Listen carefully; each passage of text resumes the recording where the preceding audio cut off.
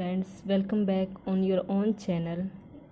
आज इस वीडियो में हम डिस्कस करेंगे भारत के बड़े अक्षांशीय विस्तार के परिणाम और भारत के बड़े देशांतरीय विस्तार के परिणाम। जैसा कि हम जानते हैं कि कर्क रेखा है जो वो भारत के बिल्कुल मध्य से होकर गुजरती है।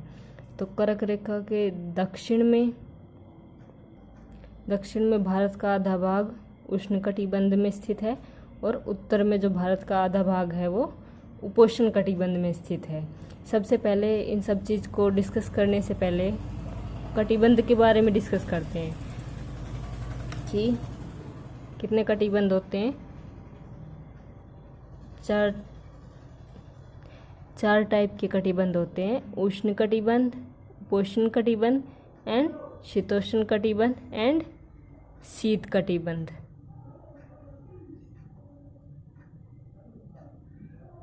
चार टाइप के कटिबंध होते हैं। 0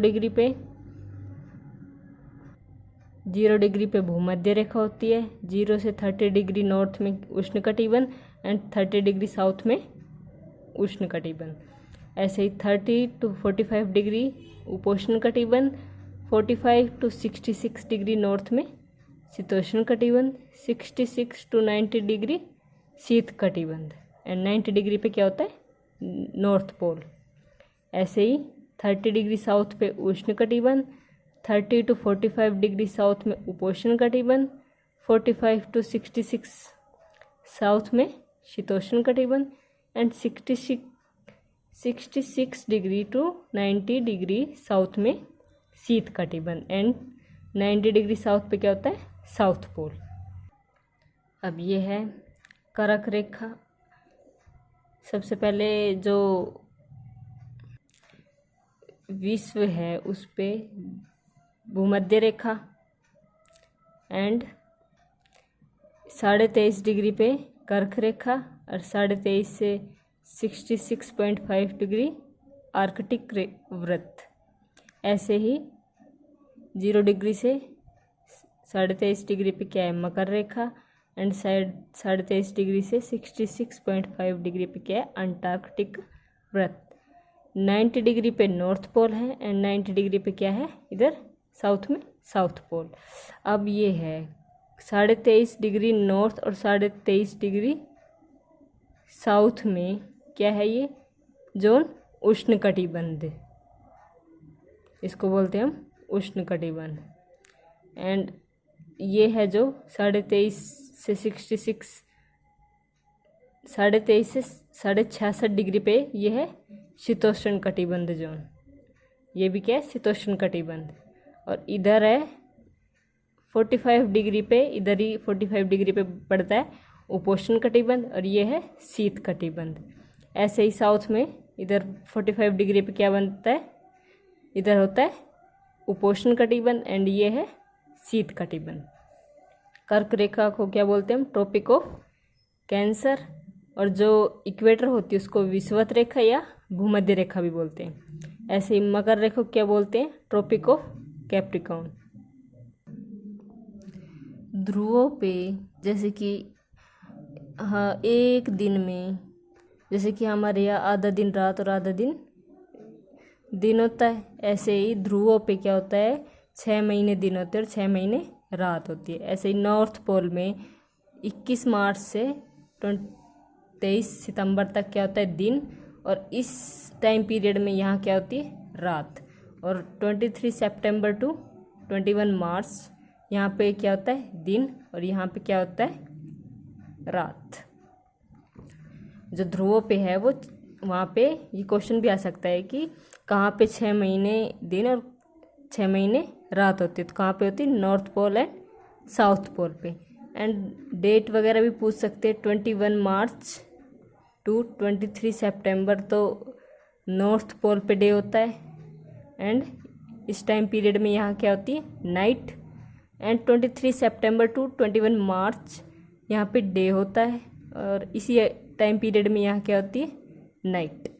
अब बात करते हैं उष्ण कटिबंध की। उष्ण कटिबंध कर्क रेखा और मकर रेखा के बीच को उष्ण कटिबंध कहते हैं क्योंकि इस एरिया में पूरे साल गर्मी पड़ती है और सर्दी ना के बराबर होती है, इसलिए पूरे साल सूरज की किरणें सीधी पड़ती है। यहाँ पे सूरज की किरणें सीधी पड़ती है, इस कारण यहाँ पे जो वनस्पति वगैरह है ज़्यादा पाई जाती है, क्योंकि पौधों को खाना बनाने के लिए सूर्य की किरणों की आवश्यकता होती है, इसलिए यहाँ उष्णकटिबंध जोन में जो वनस्पति है अधिक मात्रा में पाई जाती है।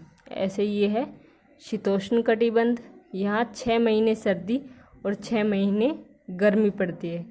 जब नॉर्थ के शीतोष्ण कटिबंध में ठंड होगी तो साउथ के शीतोष्ण कटिबंध में गर्मी रहेगी, मीन्स अपोजिट है। नॉर्थ में ठंड रहेगी तो साउथ में क्या होगा, गर्मी पड़ेगी। ऐसे ही अब ये बात करते हैं शीत कटिबंध की। शीत कटिबंध यहाँ कोई भी महीना गर्मी का नहीं होता, सूरज की किरणें तिरछी पड़ती है, मीन्स यहाँ पूरे साल ठंड रहती है।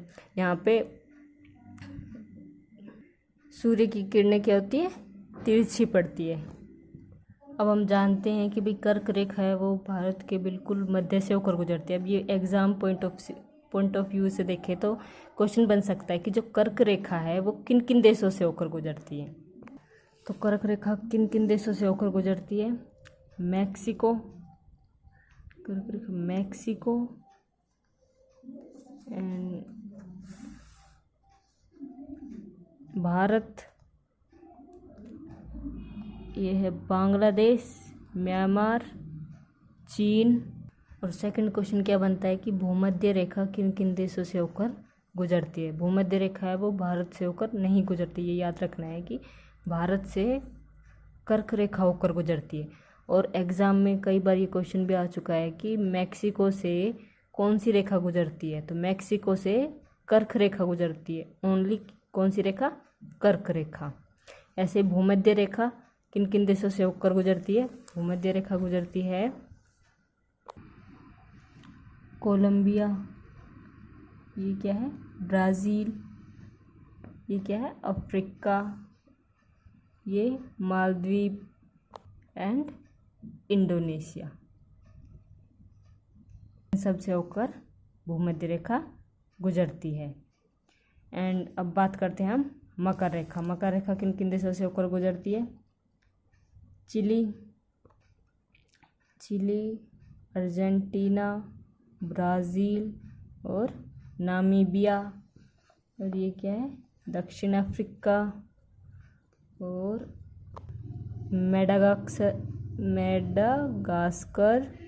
मेडागास्कर और ऑस्ट्रेलिया, इन सब से होकर क्या गुजरती है, मकर रेखा। अब रिपीट करा देती हूँ मैं। कर्क रेखा है वो मैक्सिको, भारत, बांग्लादेश, चीन और म्यांमार से होकर गुजरती है।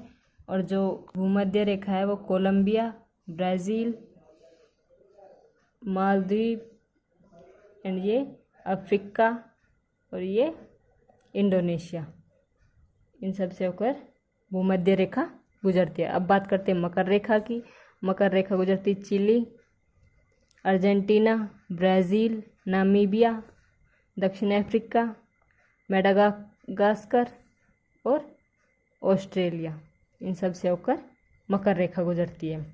अब बात करते हैं, अब एक इम्पोर्टेंट क्वेश्चन बनता है कि ऐसा कौन सा कॉन्टिनेंट है, ऐसा कौन सा महाद्वीप है जिससे ये तीनों रेखाएं गुजरती है। तो एकमात्र ऐसा एक ही कॉन्टिनेंट है, वो है अफ्रीका। अफ्रीका से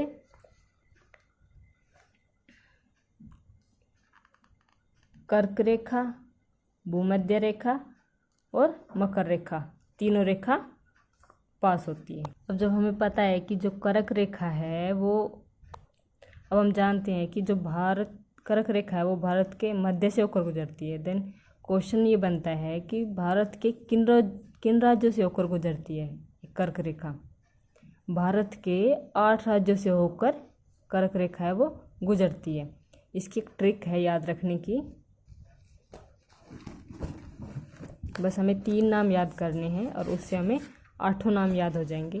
सबसे पहले BMW, ये एक फेमस ब्रांड है तो ये तो नॉर्मली याद हो जाएगा BMW। अब सेकंड है JMC, ये फेमस कॉलेज है, गर्ल्स कॉलेज इन दिल्ली।